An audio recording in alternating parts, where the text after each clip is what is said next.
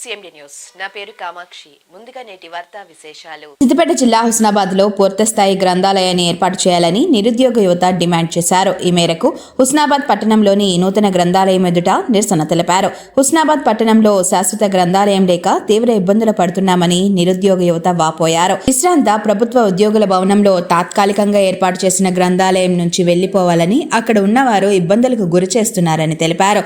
హుస్నాబాద్ లో కట్టించిన నూతన గ్రంథాలయ భవనాన్ని జిల్లా కలెక్టర్ సందర్శించి ఇంజనీరింగ్ కళాశాల విద్యార్థులకు కేటాయించడం తగదన్నారు. హుస్నాబాద్ చుట్టుపక్కల 24 గ్రామాల నిరుద్యోగ యువతకు హుస్నాబాద్ లో శాశ్వత గ్రంథాలయం అత్యవసరముందన్నారు. స్థానిక మంత్రి పొన్నం ప్రభాకర్ స్పందించి అన్ని వసతులతో కూడిన శాశ్వత గ్రంథాలయాన్ని ఏర్పాటు చేయాలని డిమాండ్ చేశారు.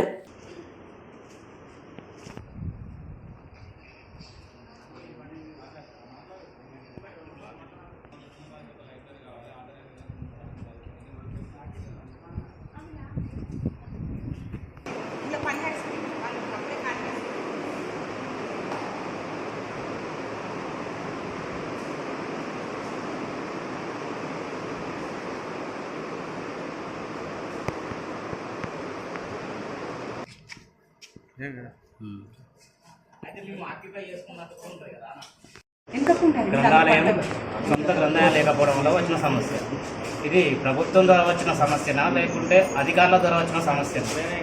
అయితే ఈ మధ్యనే తెలిసిన విషయం ఏంటంటే మన కలెక్టర్ గారు ఈ గ్రంథాలయం కట్టిన దాన్ని అలాట్ చేసిరట మన ఇంజనీరింగ్ కాలేజ్ స్టూడెంట్ వాళ్ళకి. ఇది ఎంతవరకు న్యాయం? మేము చదువుకునే విశ్రాంతి ఉద్యోగ భవన సంఘంలో వాళ్ళు చాలా రోజుల నుంచి మాకు ఓపిక పడుతున్నారు. ఎప్పటి నుంచో వెళ్ళండి అని మమ్మల్ని చదువుకునే వాళ్ళని ఇబ్బంది పెడుతున్నారు.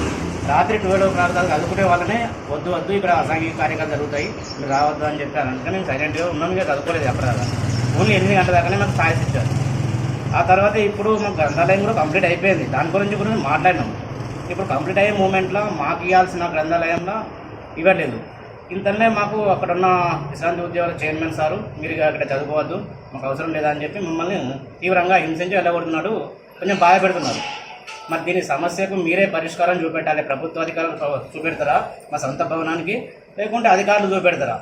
ఇదే మా సమస్యకు మెయిన్ ప్రాబ్లం. చదువుకునే వాళ్ళము మేము పైకి రావడం. ఒకప్పుడు అధికారులు ఉన్నారు. ఇప్పుడు ఈ అధికారులు వాళ్ళు చదువుకునే పైకి వచ్చారు కదా లైబ్రరీ గారినే. అలాంటి లైబ్రరీ సొంతంగా లేకుండా ఒక హుస్నాబాద్ పట్టణంలో దాదాపు 24 మండలాలు ఉన్నాయి. అక్కడ నుంచి వచ్చి చదువుకుంటారు ఇక్కడికి. అలాంటి సొంత గ్రంథాలయం పట్టణంలో మన మంత్రి గారు ఉన్నారు. ఇక్కడ మనకు సపరేట్గా మంత్రి గారు ఉన్నారు. అలాంటి మంత్రి గారు మా నిరుద్యోగులకు అన్యాయంగా విధకాలకు కట్టబెడితే ఎట్లుంటుంది? మా సొంతంగా నిర్మించుకున్న గ్రంథాలయానికి మా గ్రంథాలయం పెట్టుబడితో నిర్మించుకున్న గ్రంథాలయం ఇది.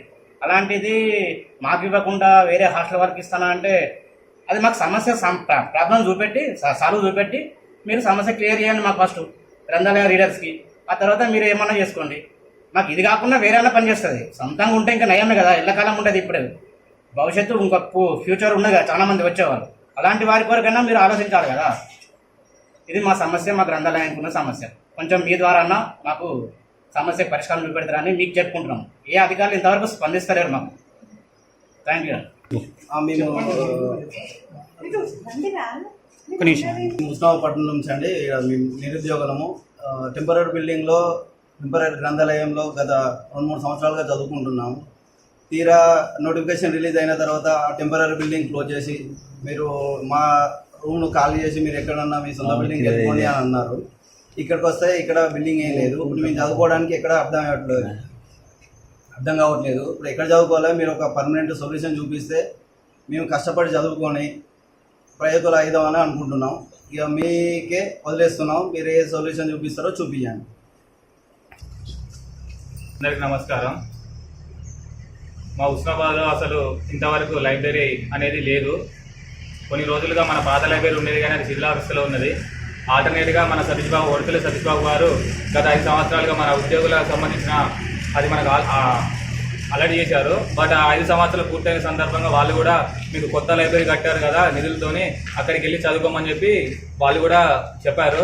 బట్ ఇక్కడికి వచ్చే వరకు ఏంటంటే ఇప్పుడు డిగ్రీ కొత్తగా మన హుస్నాబాద్లో డిగ్రీ కళాశాల అవ్వడం ద్వారా వాళ్ళకు సంబంధించి కలెక్టర్ మేడం గారు హైమావతి గారు వాళ్ళకి అలాట్మెంట్ చేశారట. బట్ మాకు ఈ లైబ్రరీ కాకపోయినా కూడా మాకు ఆల్టర్నేట్గా మాకు ఏదో ఒకటి చూపించండి మీరు చదువుకోనికి. ఎందుకంటే మాకు మొన్న కానిస్టేబుల్ నోటిఫికేషన్ పడ్డది, ఎస్ఐ కానిస్టేబుల్ నోటిఫికేషన్ పడ్డది. మేము చదువుకోవాలంటే మాకు ఎక్కడ లేదు. ఇప్పుడు రోడ్డు మీద చదువుకోవాలి, ఎక్కడ చదువుకోవాలి?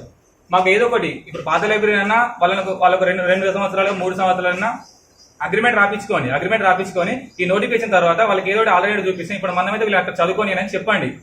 మాకు ఇప్పుడు ఏం చెప్పకపోతే ఏడ చదువుకోవాలి? ఇక్కడికి వస్తే ఇక్కడ ఫర్నిచర్ ఏం లేదు, పాతదేవో క్లోజ్ చేశారు, ఆల్రెడీ లాక్ చేసి క్లోజ్ చేశారు వాళ్ళు కూడా. ఇప్పుడు ఎక్కడ చదువుకున్నాం మాకు అర్థం అవ్వట్లేదు. ఇంటికాడ చదువుకున్నామంటే ఇంటికాడ ఎటువంటి మన పొన్న ప్రభాకర్ తెలియజేది ఏమనగా మన హుస్నాబాద్ లో ఒక మంచి ఆల్టర్నేటివ్ లైబ్రరీ మా కోసం ఒక 2 రూమ్లు ఉన్న లైబ్రరీ అన్న ఒక 2-3 ఇయర్స్ వరకు అగ్రిమెంట్ గా ఇవ్వాలని కోరుతున్నాను. ముఖ్య గమనిక, మా హాస్పిటల్ నందు డాక్టర్ ఎన్టీఆర్ వైద్య సేవ అందించబడెను. పేదలందరికీ ఆధునిక వైద్యం చేయబడెను. Malinidevi multi specialty hospital, Christian పేట, 5వ లైన్, కావలి.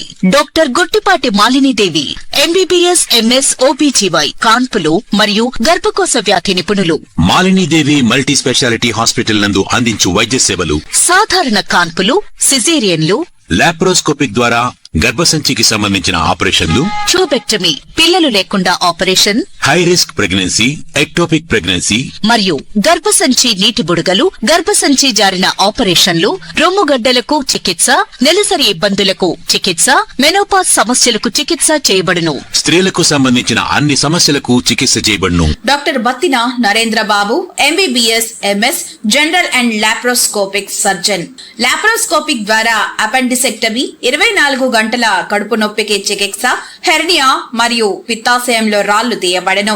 వరి బీజం, హెర్నియా, నరాలు ఉబ్బడం, హైడ్రోసెల్, థైరాయిడ్ ఆపరేషన్లు చేయబడెను. Malinidevi multi specialty hospital, Christian పేట, 5వ లైన్, కావలి. ఫోన్ నంబర్స్ 9398665676 మరియు 08626245167.